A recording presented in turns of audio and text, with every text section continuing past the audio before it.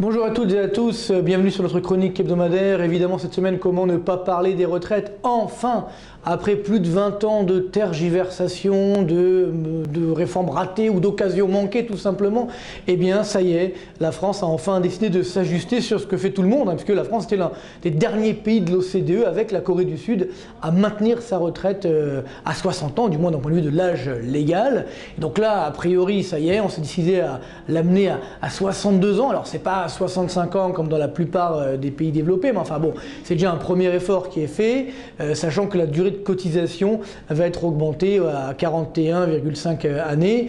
Donc bien sûr, certains vont se dire oui, mais ça augmente la pénibilité, ça augmente, je dirais, les inégalités et autres.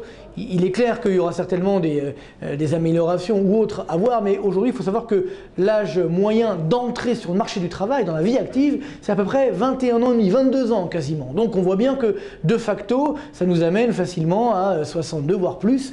Et en plus, quand on regarde les chiffres officiels, eh bien, en 2009 par exemple, l'âge moyen de départ à la retraite, c'était justement 61,59 ans.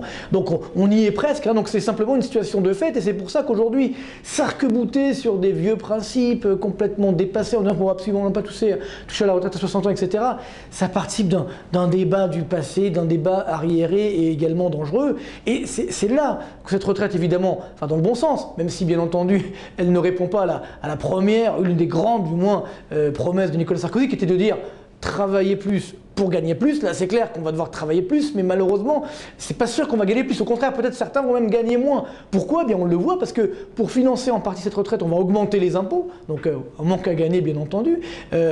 Et parallèlement, on risque également de ne pas générer une croissance forte. Et c'est là que le bas blesse, puisque une fois encore, on fait une retraite avec des hypothèses très optimistes. Souvenons-nous déjà en 2002, François Fillon, qui avait fait la réforme de la retraite de l'époque, qui était à l'époque donc ministre du Travail, avait donc établi un bouclage macroéconomique avec un taux de croissance de 3% par an et un taux de chômage de 4,5%. Donc évidemment, ça n'a pas été le cas, si bien qu'aujourd'hui, on est obligé de faire une nouvelle réforme de la retraite et, surprise, ou du moins demi-surprise, parce qu'on a l'habitude de tout cela, eh bien le cadrage macroéconomique veut que le taux de chômage soit compris entre 4,5 et 7% donc de taux de chômage en France à partir de 2015 et au moins pendant 20 ans.